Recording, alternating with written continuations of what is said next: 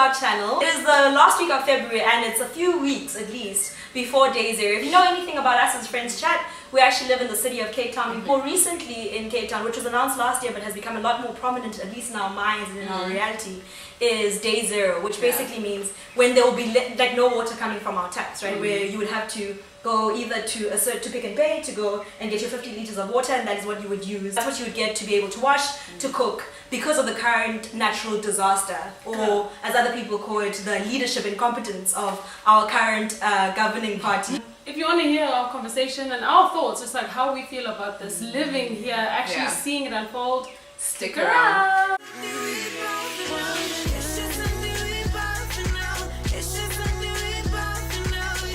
So when did you guys first realize that the crisis is serious?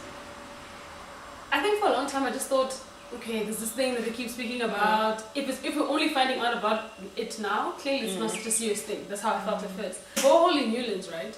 And that's where people can actually go and collect a whole lot of water. So what I started noticing is that the lines in that place were getting longer and longer and longer and longer. And I was like, okay, this is curious. It's almost like an indicator that people are really starting to like prophylactically collect water because something is actually, something's coming up. And I think it's just generally the conversation. So you'd see in the office that a lot more people are having conversations around what can we do to save water, and this is actually serious, but also conversations around how it's still hard to fathom. So because you live in a city like Cape Town that's aesthetically beautiful, people feel like it's hard to fathom a city like this in a crisis. So a lot of the conversation was around some people feeling like a lot of their friends aren't taking it seriously, where people are just using water and they're just like, this is not going to happen. I'm a big water judge. And that's the thing, there's water judges now, there's been water, like, why would you let the water run? Because you're aware. But it's the fact that what someone at work was saying, that people can't forecast a negative future because you've been so used to access in so many ways that you can't imagine that something of this magnitude would happen to us. So especially a city that's surrounded by water. Exactly. It's like, what do you mean having a water? Where's the desalination project? Well, you know what's interesting? I think one of the things it reveals is how people don't usually think of themselves as able to change a culture, right? Like, so it's like, if I just say water alone, it's not going to make a massive difference. But if every single person was actually using, like, they 87 liters in February, they 50 liters now, it make things better. But if you're like, no one's seeing me, right? Like, at the same time, that's a collective action problem. But I also think it's the competing things that we hear, the competing, like, sort of opinions.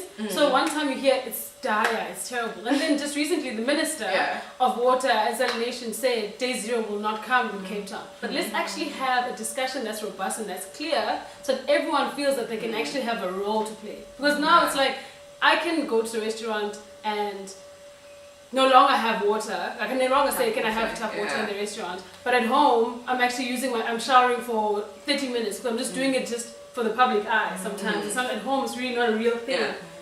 Shifting a whole culture. But one of the major things that people are asking is why the current government has not done enough in terms of PR. Right? When the city, or like when the party wants people to vote for them, they'll call you. They'll send you messages. We all know those DAs. They'll find a way to contact you. But now it's a crisis, right? Like, and it's becoming an internal thing. And I think one of the issues is that it has to be hidden, because if they show that they are not capable of dealing with the current matter, soon there's going to be like elections, and it's a show of their incompetence, which is like.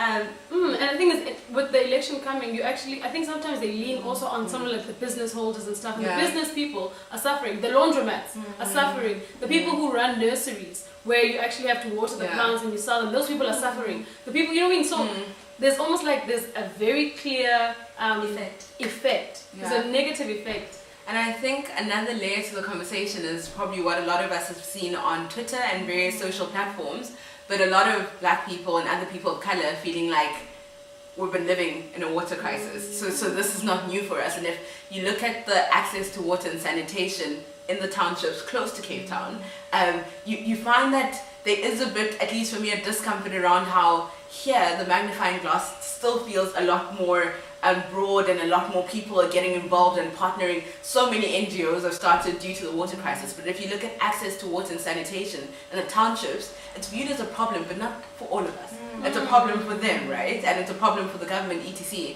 So I think for me it brings on also a robust debate that could be had around basically access and financial wealth that in some instances makes people's problems seem greater than other people who don't have the wealth and that backing and I'm pretty sure if a big player in the TA were to watch this, they would say one of their major projects, which is one of their game changers, was water and sanitation.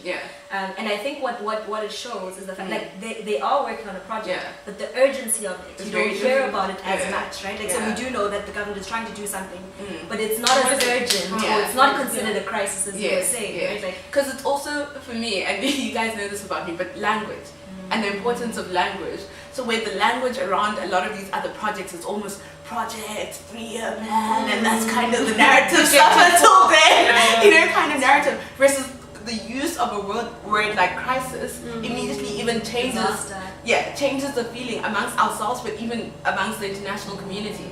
So that for me is again, and I mean it could be an oversight, but I do think language and positioning of these different I think the overall is the fact that we're living in a global society, that is a capitalistic society where we're all important, but some are more important than others, right?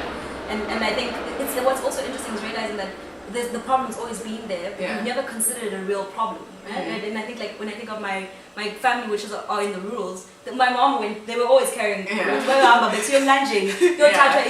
but we never saw it as a problem, and I wonder like why we didn't recognize the problem, and maybe because we moved so far away from those lives that we don't. But what's interesting is something that we read earlier about the people who have gone through it the most, the people who've gone to Mlanje to fetch the water, actually happen to be the mothers who are working in these houses, in the Constantias, in the different, affluent areas of Cape Town. And who's going to go and queue up to go and fetch the water in the boreholes? There was a tweet, someone says, they actually know that it's their mother who's going to be there going to go fetch the water. So it almost feels like these issues bleed into each other. They literally bleed into each other, and it just magnifies the situation so much. It's so multi-layered, I remember my dad was saying that he thinks like the next war will be around resources, around water, around access, around those sort of things where I was reading earlier about how the farmers have actually released water, saying that, okay, we use this water to irrigate, but we've released some of our water to Cape Town to be able to use, as if it's like a gift. But it's like, guys, like, we should have dams. We want our own dams. We want them. So it's like, it's this strange, how do we understand the crisis? And from different lenses, some people are like, I'll give you the gift of water. But some people are like, we are dying, we need the water. So I don't know if you guys have any tips you can give our viewers on how to practically try to save water during this time. So I mean, like when I shower, I definitely have a bucket.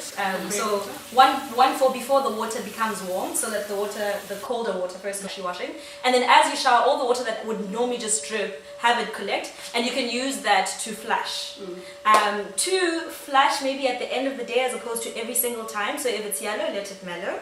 If it's brown, flush it down. Yeah. And then, should I say all my tips? Okay, then the third one, if you have a small, like, bowl maybe, or something that's not necessarily a bowl, but in your sink that you can use to actually wash your hands. So that's what you use to wash your hands through the day. And lastly, when you brush your teeth, have a glass that you can pour water into, and you use that to brush your teeth as opposed to letting the water run.